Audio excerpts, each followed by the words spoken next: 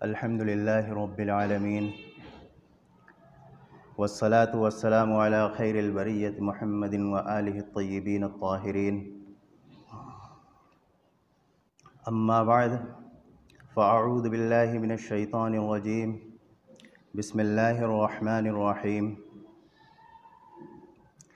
يا أيها الذين آمنوا لا ترفعوا أصواتكم فوق صوت النبي ولا تجهروا له بالقول كجهر بعضكم لبعض ان تحبط اعمالكم وانتم لا تشعرون. صدق اللہ العظیم. بزرگان محترم، میرے عزیز دوستوں اور محترم دینی بھائیوں، اس آیت کریمہ میں اللہ تبارک و تعالی نے ارشاد فرمایا، جس کا مطلب یہ ہے کہ اے ایمان والو،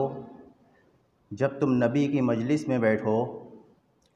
تو اپنی آواز کو نبی کی آواز سے بلند نہ کرو، اور آپس میں جس طرح تم بلند آواز سے بات کرتے ہو اس طرح سے اس مجلس کے اندر بات نہ کرو، کہیں ایسا نہ ہو کہ تمہارے اعمال حبط ہو جائیں اور تمہیں اس کا پتہ بھی نہ چلے. یعنی اس آیت میں اللہ تبارک و تعالی نے نبی اکرم صلی اللہ علیہ وسلم کے ایک خاص ادب کو بیان فرمایا. حدیث شریف میں آتا ہے کہ حضرت عمر رضی اللہ تعالیٰ عنہ نے جب یہ آیت کریمہ سنی تو نبی اکرم صلی اللہ علیہ وسلم کی مجلس میں جب آپ بیٹھتے تو اتنے دھیمے آواز سے بات کرتے کہ بعض مرتبہ کان لگا کر کے سننا پڑتا تھا، اور فرماتے کہ کہیں ایسا نہ ہو کہ میرے اعمال حبط ہو جائیں. اسی آیت سے یہ مسئلہ بھی مستنبط ہوتا ہے کہ آداب کا، ادب و احترام کا شریعت کے اندر ایک خاص مقام ہے. دراصل ادب اور احترام اور تعظیم یہ خاص ہے اللہ سبحانہ و تعالیٰ کے لیے.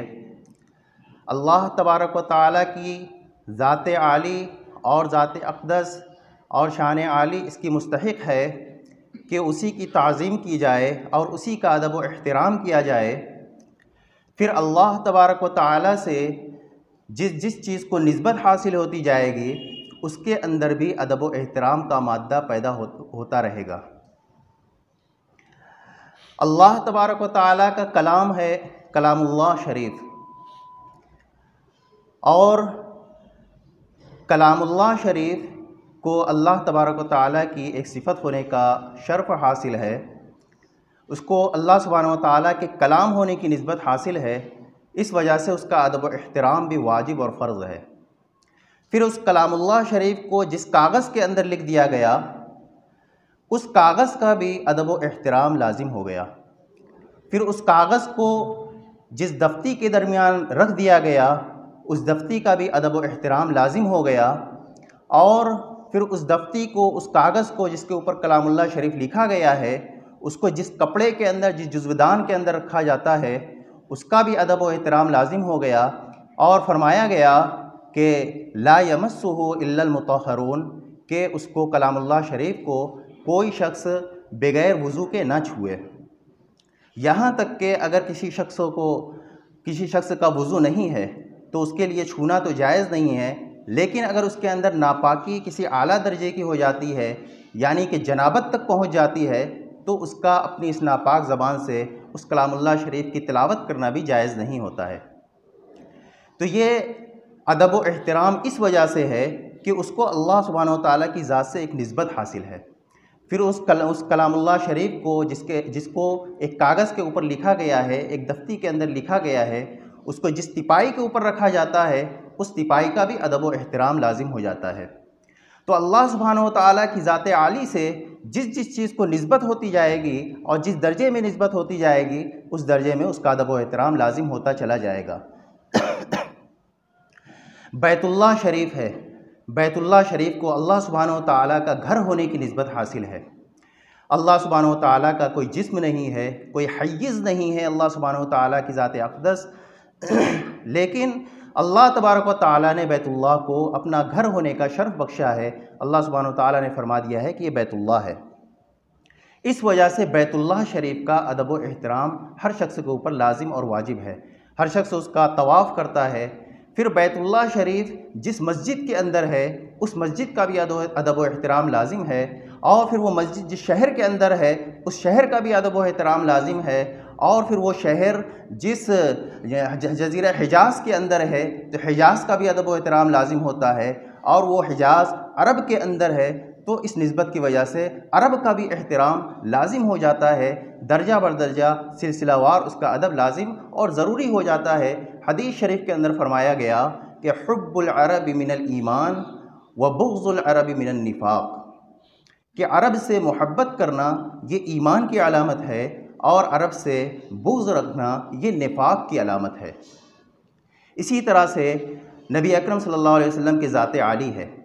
کہ نبی اکرم صلی اللہ علیہ وسلم کی ذات عالی کو اللہ سبحانہ و تعالیٰ کے پیغام اور آپ کے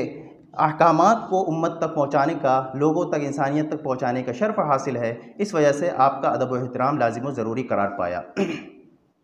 پھر نبی اکرم صلی اللہ علیہ وسلم کی ذات عالی سے جن چیزوں کو اور جس چیز کو نسبت ہوتی جائے گی اس کا بھی ادب و احترام لازم ہوتا چلا جائے گا۔ آپ صلی اللہ علیہ وسلم کے مقرب ترین اصحاب صحابہ کرام ہیں، ان کا بھی ادب و احترام غایہ حد درجہ لازم ہے۔ پھر صحابہ کرام کے بعد تابعین ہیں، تبع تابعین ہیں، علماء و محدثین ہیں، ان کا بھی ادب و احترام لازم ہوتا چلا جائے گا۔ یہ اس وجہ سے ہے کہ اللہ سبحانہ و تعالیٰ کی ذات سے ان کو نسبت حاصل ہو رہی ہے۔ اصل ادب تو اللہ سبحانہ و تعالیٰ کا ہے، لیکن ان سے جس کو نسبت حاصل ہوتی جائے گی اس کا بھی ادب و احترام واجب اور لازم ہوتا چلا جائے گا اسی درجے کے اندر۔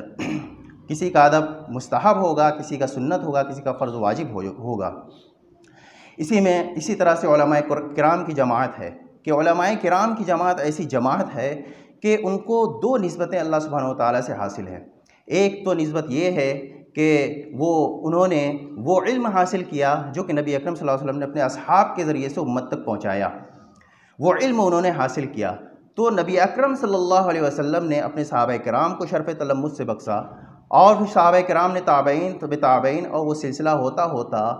ایک استاد تک آتا ہے۔ ایک عالم جو اپنے استاد سے پڑھتا ہے، اس نے جو پڑھا ہے تو وہ کیفیت اور وہ نسبت جو کہ صحابہ کرام کے واسطے سے منتقل ہوتی چلی آئی ہے ایک عالم کے اندر بھی آتی ہے۔ تو اگر کسی شخص نے ایک استاد سے پڑھا ہے، اس کے سامنے اس نے زانوِ تلمذ طے کیا ہے، تو اس کو جو کیفیت اور جو نسبت حاصل ہوگی وہ صرف کتاب اور ترجمے پڑھ لینے سے وہ نسبت حاصل نہیں ہو سکتی، کیونکہ وہ کیفیت اس کا سینہ بہ سینہ انتقال ہوتا رہتا ہے، سینہ بہ سینہ وہ منتقل ہوتی رہتی ہے۔ اور جو شخص ایک عالم سے کوئی شاگرد اپنے عالم سے کوئی علم حاصل کرتا ہے تو وہ نسبت کے ساتھ اور اس کیفیت کے ساتھ حاصل کرتا ہے۔ ایک نسبت تو یہ ہے۔ دوسری نسبت، علم اللہ سبحانہ و تعالیٰ کی صفت ہے، علیم ہونا اللہ سبحانہ و تعالیٰ کی صفت ہے، اور اللہ سبحانہ و تعالیٰ کی جو صفت جس کے اندر آ جاتی ہے وہ اس کا ادب و احترام لازم ہو جاتا ہے۔ اسی وجہ سے فرمایا گیا کہ علماء کرام جیسے بھی ہوں ان کا بھی ادب و احترام لازم ہے۔ اس کی مثال اس طرح سے دی گئی ہے کہ ایک قرآن ہے، کلام اللہ شریف ہے، اس کو جس کاغذ کے اوپر لکھ دیا جاتا ہے اس کا ادب و احترام لازم ہوتا ہے۔ ایک کورا کاغذ ہے، کوئی شخص اس کا ادب و احترام نہیں کر سکتا، لیکن اگر اسی کاغذ کے اوپر قرآن مجید لکھ دیا جائے تو ہر شخص اس کو اپنے آنکھوں سے لگاتا ہے، اس کو اپنے سر پہ رکھتا ہے، اس کا ادب و احترام کرتا ہے۔ یہی حال علماء کرام کا ہے کہ ایک عام انسان ہے، اس نے علم اللہ سبحانہ و تعالیٰ کا علم حاصل کر لیا، اس کے اندر ادب و احترام، اس کے اندر وہ چیز پیدا ہو گئی جو کہ جس کی نسبت اللہ سبحانہ و تعالیٰ کی طرف ہے، اس وجہ سے اس کا ادب و احترام بھی لازم ہو گیا۔ قرآن مجید اگر وہ قابل استفادہ نہ رہے، یعنی کہ ایک قرآن ہے بوسیدہ ہو گیا یا پھٹ گیا یا اس کے حروف مٹ گئے، اس سے استفادہ نہیں ہو سکتا، کوئی شخص اس سے فائدہ نہیں اٹھا پا رہا ہے، تب بھی اس کا ادب و احترام لازم و ضروری ہے۔ یہی مثال علماء کرام کی ہے کہ اگر وہ قابل استفادہ نہ بھی رہیں پھر بھی ان کا ادب و احترام لازم ہے، اس وجہ سے کہ وہ علم کو اپنے سینے کے اندر محفوظ کیے ہوئے ہیں۔ تو یہ نسبت ہے کہ یہ نسبت اللہ سبحانہ و تعالیٰ سے جڑتی جاتی ہے، جس چیز کو جیسے نسبت جڑتی جائے گی سلسلہ بہ سلسلہ اس کے اندر ادب و احترام اور تعظیم کا مادہ پیدا ہوتا رہے گا، اور یہ چیز حسیات کے اندر، یعنی یہ تو وہ کسبی چیزیں ہیں کہ ایک عالم علم حاصل کرتا ہے اور کسب اس کو اپنے اختیار سے علم حاصل کرتا ہے، تب اس کے اندر ادب و احترام کا مادہ پیدا ہوتا ہے۔ لیکن ایک وہ جو چیز ایسی ہے کہ غیر اختیاری ہے، غیر اختیاری ہے، اس کے اندر بھی اس کا بھی احترام اور تعظیم کا حکم دیا گیا ہے۔ حدیث شریف کے اندر فرمایا گیا کہ من لم یرحم صغیرنا ولم یوقر کبیرنا فلیس منا، کہ جو شخص ہمارے چھوٹوں پر رحم نہ کرے اور ہمارے بڑوں کی عزت نہ کرے وہ ہم میں سے نہیں ہے۔ یہ حدیث شریف کے اندر ارشاد فرمایا گیا۔ تو چھوٹا ہونا یہ تو رحم کی چیز ہے، بڑا ہونا یہ کوئی کسبی چیز نہیں ہے، اختیاری چیز نہیں ہے، کوئی آدمی اپنے اختیار سے بڑا نہیں ہوتا ہے، یہ وہابی چیز ہے۔ اللہ سبحانہ و تعالیٰ جس کو بڑا کرنا چاہے وہ بڑا ہو جاتا ہے، جس کو بڑے ہونے سے پہلے ہی موت دے دے وہ اسی وقت وہ اس کا انتقال ہو جاتا ہے۔ تو یہ غیر اختیاری چیزیں ہیں، اس کے اندر بھی اس کا بھی لحاظ شریعت کے اندر رکھا گیا ہے کہ جو شخص بڑا ہو اس کی تعظیم کی جائے۔ یہ غیر اختیاری چیزیں ہیں۔ اس کے علاوہ بہت ساری نسبتیں ہیں۔ حدیث شریف کے اندر فرمایا گیا کہ فاطمۃ بضعۃ منی من آذاها فقد آذانی، کہ فاطمہ میرا جگر گوشہ ہیں، میرے دل کا ٹکڑا ہیں، جس شخص نے ان کو تکلیف دی اس نے مجھے تکلیف دی۔ تو جو صحابہ کرام کی جماعت میں وہ صحابہ کرام ہیں اور وہ صحابیات ہیں جن کو نسبت حاصل ہے نبی اکرم صلی اللہ علیہ وسلم سے نسب کی، ان کے اندر دو چیزیں واجب ہے، دو اسباب احترام کے پیدا ہو گئے۔ ایک تو شرف صحابیت ان کے اندر پیدا ہو گئی، دوسری چیز نسبی کمالات ان کے اندر پیدا ہو گئے۔ حضرت علی رضی اللہ تعالیٰ عنہ ہیں، ان کو نبی اکرم صلی اللہ علیہ وسلم سے ایک نسب حاصل ہے کہ وہ آپ صلی اللہ علیہ وسلم کے داماد ہیں۔ حضرت حسن، حضرت حسین رضوان اللہ علیہم اجمعین ہیں، ان کو بھی نبی اکرم صلی اللہ علیہ وسلم سے نسبی رشتہ حاصل ہے۔ حضرت فاطمہ رضی اللہ تعالیٰ عنہ ہیں، ازواج مطہرات رضی اللہ عنہن ہیں، ان کو بھی نبی اکرم صلی اللہ علیہ وسلم سے ایک نسبی رشتہ حاصل ہے۔ یہ اس رشتے کی بنیاد پر ان کی تعظیم اور دیگر صحابہ کرام سے زیادہ ہے، بوجہ اس کے کہ ان کو ایک شرف صحابیت کا پہلے سے موجود ہے، دوسرا شرف ان کو نسب ہونے کا بھی موجود ہے۔ اسی وجہ سے ان کا احترام، ادب و احترام دوسرے صحابہ کرام کے مقابلے میں زیادہ ہے۔ ہاں، جن صحابہ کرام کی عظمت کو اور جن کی فضیلت کو اللہ کے رسول صلی اللہ علیہ وسلم نے اپنی زبان مبارک سے فرما دیا، ان کو بہرحال فضیلت اور فوقیت حاصل ہے۔ مثال کے طور پر حضرت ابوبکر صدیق رضی اللہ تعالیٰ عنہ، کہ وہ تمام صحابہ کرام میں سب سے افضل ہیں، کیونکہ اس وقت جب ان کو نبی اکرم صلی اللہ علیہ وسلم کا جانشین بنایا گیا، اس وقت وہ ان حضرات نے بھی ان کو جانشین بنایا جو کہ نبی اکرم صلی اللہ علیہ وسلم کے نسبی رشتہ دار تھے۔ حضرت عثمان رضی اللہ تعالیٰ عنہ نبی اکرم صلی اللہ علیہ وسلم کے داماد، اور حضرت علی کرم اللہ وجہہ حضرت نبی اکرم صلی اللہ علیہ وسلم کے داماد، حضرت حسن حسین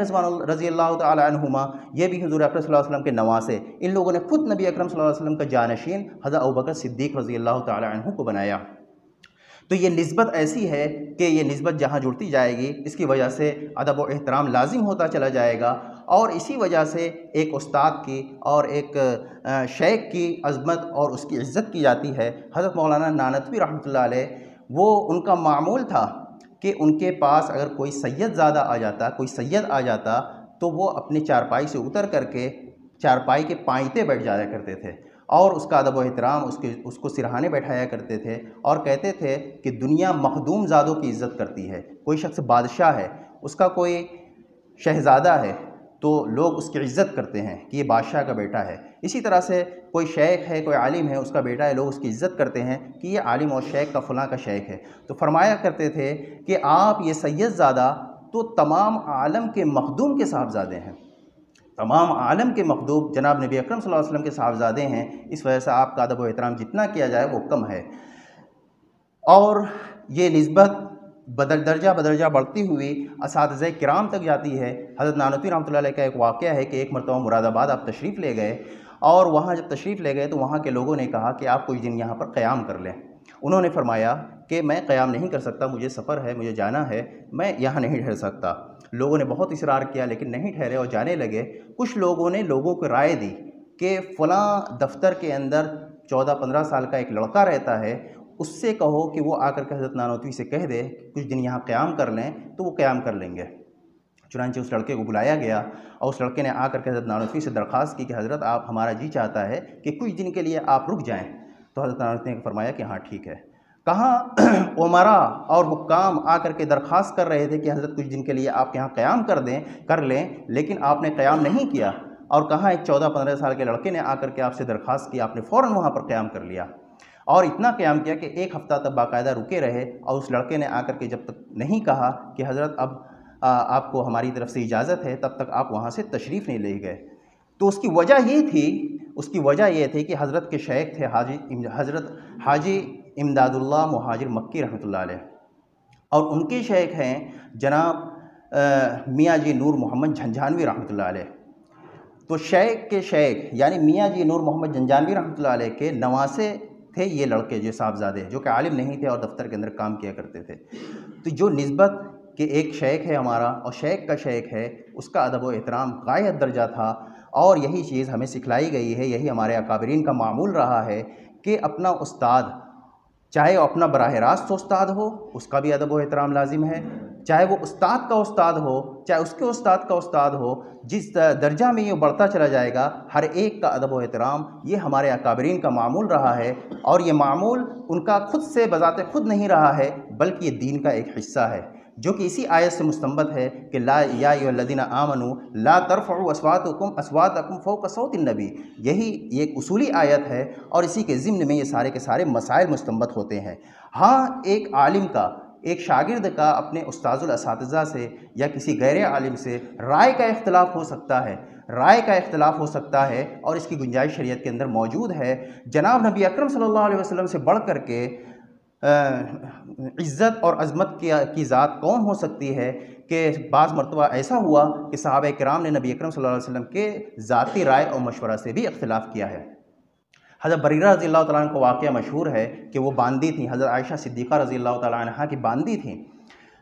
اور ان کا نکاح ہوا تھا حضرت مغیث رضی اللہ تعالیٰ عنہ سے۔ پھر حضرت عائشہ رضی اللہ تعالیٰ عنہ نے ان کو، حضرت بریرہ کو آزاد کر دیا، اور ایک شرعی مسئلہ ہے کہ کوئی باندی اگر آزاد کر دی جائے تو اس کو اس بات کا اختیار ہوتا ہے کہ وہ اس شخص سے جس کے ساتھ اس کا نکاح باندی ہونے کی حالت میں ہوا ہے، اس سے چاہے تو نکاح کو باقی رکھے، چاہے تو نکاح کو فسخ کر دے، یہ اس کو اختیار ہوتا ہے۔ چنانچہ حضرت عائشہ رضی اللہ تعالیٰ عنہ نے جب ان کو آزاد کر دیا تو انہوں نے کہا کہ میں اپنے اس اختیار کو استعمال کروں گی، اور میں اب مغیث سے نکاح کو باقی نہیں رکھوں گی۔ حضرت مغیث نے کہا، حضرت مغیث رضی اللہ تعالیٰ عنہ نے ان سے بہت درخواست کی، ان کو ان سے محبت تھی، انہوں نے کہا کہ نکاح کو مت فسخ کرو، نکاح کو مت توڑو۔ چنانچہ صحابہ کرام سے رضوان اللہ علیہم اجمعین سے وہ سفارشیں کرواتے پھرتے تھے، اور ہوتے ہوتے جناب نبی اکرم صلی اللہ علیہ وسلم کے خدمت میں پہنچے اور ان سے کہا کہ آپ بریرہ سے ہماری سفارش کر دیں کہ وہ اس نکاح کو فسخ نہ کریں۔ چنانچہ نبی اکرم صلی اللہ علیہ وسلم نے حضرت بریرہ رضی اللہ تعالیٰ عنہ سے کہلوایا کہ ہماری رائے یہ ہے کہ تم مغیث سے نکاح کو فسخ مت کرو، باقی رکھو اس کو۔ تو وہاں پر حضرت بریرہ رضی اللہ تعالیٰ عنہ نے ان سے پوچھا، آپ صلی اللہ علیہ وسلم نے پوچھا کہ کیا یہ آپ کا حکم ہے یا یہ آپ کی رائے ہے؟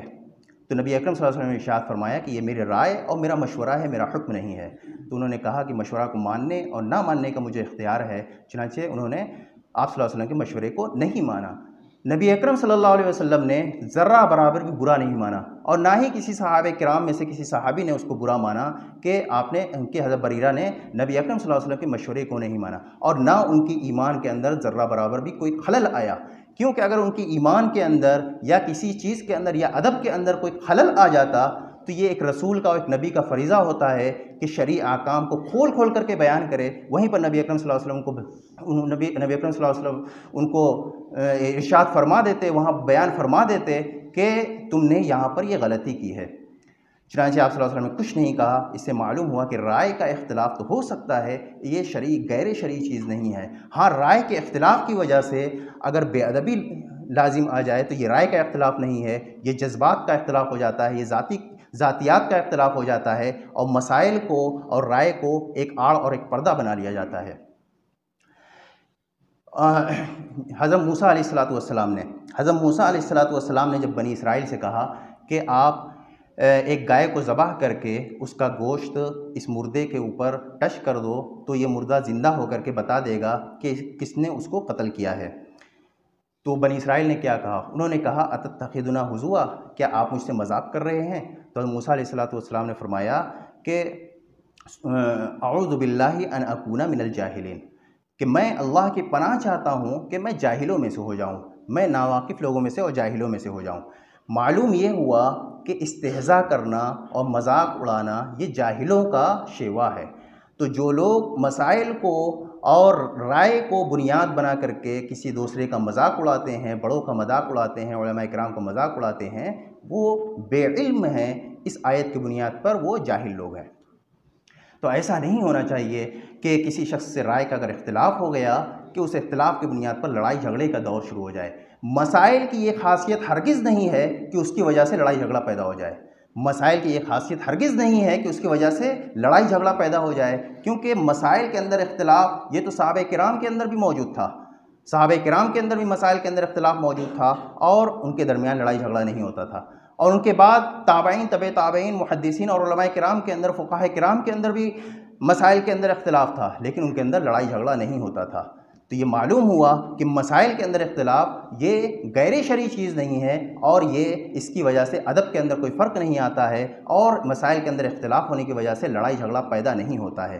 ایک جج کے پاس انگریزوں کا زمانہ تھا، ایک مقدمہ پیش کیا گیا کہ ایک مسجد کے اندر دو گروپ کے اندر لڑائی ہو گئی، کہ اہل حدیث اور حنفی کے درمیان لڑائی ہو گئی۔ اب لڑائی ہو گئی تو جج کے درمیان مقدمہ پیش کیا گیا، جج نے پوچھا کیا بات ہے؟ انہوں نے کہا کہ یہ دوسرے گروپ نے آمین زور سے کہا ہے، اور دوسرے گروپ نے کہا کہ انہوں نے آمین دھیرے سے کہا ہے۔ تو انہوں نے کہا کیا معاملہ ہے؟ یہ آمین کوئی جائیداد ہے یا کوئی پراپرٹی ہے کہ اس کی وجہ سے کسی نے زور سے کہہ دیا، کسی نے دھیرے سے کہہ دیا تو لڑائی پیدا ہو گئی؟ تو بتایا، وکیل نے بتایا کہ اس کے اندر مسئلہ یہ ہے کہ نبی حدیث شریف آئی ہے، ایک حدیث میں آیا ہے کہ آمین زور سے کہی جائے، دوسرے حدیث میں آیا ہے کہ آمین دھیرے سے کہی جائے، اور ان دونوں حدیث کی بنیاد پر بعض فقہاء نے فرمایا کہ آمین زور سے کہنا افضل ہے، بعض فقہاء نے فرمایا کہ آمین دھیرے سے کہنا افضل ہے۔ تو اس جج نے بڑا دانشمندانہ فیصلہ دیا کہ یہاں پر یہ بات معلوم ہوئی کہ ایک ہے آمین بالجہر، زور سے آمین کہنا، اور ایک ہے آمین بالسر، دھیرے سے آمین کہنا، اور ایک ہے آمین بالشر، لڑائی جھگڑے والی آمین۔ تو اگر آمین کسی علماء کا، کسی عالم کا، کسی مجتہد کا یہ استنباط ہے، یہ تحقیق ہے کہ آمین زور سے کہی جائے، آپ کو شرح صدر ہے ان کی بات مان لیں، آپ شافعی ہو جائیں۔ لیکن اور اسی طرح سے کسی عالم کے اوپر شرح صدر ہے کہ فقہاء احناف نے ان کی تحقیق زیادہ صحیح ہے، تو آپ فقہاء احناف کو مان لیجئے۔ لیکن اس کی بنیاد پر لڑائی جھگڑا کرنا یہ آمین بالشر ہے، یہ لڑائی جھگڑا کرنا یہ آمین بالشر ہے، اس کی وجہ سے شر پیدا ہو رہا ہے، فتنہ پیدا ہو رہا ہے، یہ چیز شرعی نہیں ہے۔ حضرت شیخ عبدالقادر جیلانی رحمۃ اللہ علیہ، حضرت شیخ عبدالقادر جیلانی رحمۃ اللہ علیہ کا ایک قول ہے، فرمایا انہوں نے اپنے ایک مرید سے اس کو خلافت عطا کی اور اس سے کہا کہ فلاں جگہ چلے جاؤ اور وہاں جا کر کے دین کی تبلیغ کرو، اور جب جانے لگا وہ مرید، انہوں نے حضرت شیخ عبدالقادر جیلانی رحمۃ اللہ علیہ سے درخواست کی کہ حضرت آپ سے ایک درخواست ہے کہ آپ ہمیں کچھ نصیحت فرما دیں۔ شیخ عبدالقادر جیلانی رحمۃ اللہ علیہ نے ان سے کہا کہ تم خدا مت بننا اور تم نبی مت بننا۔ اس شاگرد نے کہا کہ حضرت کیا آپ کی تربیت میں اتنے سال رہنے کے باوجود میرے اندر اس بات کا شائبہ موجود ہے کہ میں خدائی کا دعویٰ کر دوں گا یا نبوت کا دعویٰ کر دوں گا؟ حضرت شیخ عبدالقادر جیلانی رحمۃ اللہ نے فرمایا کہ خدائی اور نبوت کا دعویٰ کرنے کا مطلب سمجھیے۔ خدائی کا دعویٰ کا مطلب یہ ہے کہ اللہ سبحانہ و تعالیٰ کی ذات کا قول اٹل ہے، اللہ سبحانہ و تعالیٰ نے جو فرما دیا وہ اٹل ہے، اب اس کے خلاف نہیں ہو سکتا۔ تو تم اپنی بات پر اور اپنی رائے پر ایسا اٹل مت ہونا کہ اس کے خلاف نہیں ہو سکتا، یہ خدائی کا دعویٰ ہو گیا۔ اور نبوت کا دعویٰ کا مطلب یہ ہے کہ نبی صلی اللہ علیہ وسلم کے بات سے زیادہ سچی بات اور صحیح بات نہیں ہو سکتی۔ ایک نبی کی بات، ایک رسول کی بات سب سے زیادہ سچی اور سب سے زیادہ صحیح ہو سکتی ہے، اس کے اندر غلطی کا کوئی امکان نہیں ہو سکتا۔ اسی طرح سے تم اپنی بات کو اتنا زیادہ صحیح اور اتنا سچا مت کہنا کہ اس کے خلاف نہیں ہو سکتا۔ تو یہ ہے نبوت کا دعویٰ کہ اگر تم اپنی بات کو ایسا سمجھتے ہو کہ میں نے جو کہہ دیا وہی صحیح ہے، اس کے خلاف نہیں ہو سکتا، یہ گویا کہ درپردہ نبوت کا دعویٰ ہے۔ اور ائمہ مجتہدین نے جو احادیث کی بنیاد پر اور قرآن کی بنیاد پر جو مسائل کا استنباط کیا ہے، اس کے اندر انہوں نے اس بات کی گنجائش رکھی ہے کہ میرے اعتبار سے یہ 100% صحیح یہی ہے کہ میں نے جو تحقیق کیا ہے 100% صحیح مسئلہ یہی ہے، لیکن اس کے اندر غلطی کا امکان ہے۔ اسی وجہ سے فرمایا گیا ہے المجتہد یخطئ و یصیب، کہ مجتہد جو ہے مسائل کا جو استنباط کرتا ہے، قرآن و حدیث کی روشنی میں ایک مسئلہ بتاتا ہے، تو اس کے اندر یخطئ و یصیب، خطا بھی کرتا ہے، غلطی بھی کرتا ہے، اور یصیب صحیح تک بھی پہنچتا ہے، صحیح بات بھی بتلاتا ہے۔ فرمایا گیا کہ جو شخص صحیح تک پہنچ گیا، یعنی جو مسئلہ ہے اس کی درستگی تک پہنچ گیا، اس نے صحیح مسئلہ بیان کر دیا، تو اس کے لیے 2 اجر ہیں۔ اور اگر کسی شخص نے اجتہاد کے باوجود جو صحیح مسئلہ ہے، جو نبی اکرم صلی اللہ علیہ وسلم اور شارع علیہ الصلوۃ والسلام کے فرمانے کا منشا تھا، اس منشا تک وہ نہیں پہنچا، غلطی کر دی اجتہاد کے باوجود، فرمایا اس کے لیے بھی ایک اجر ہے، دونوں کے لیے اجر ہے۔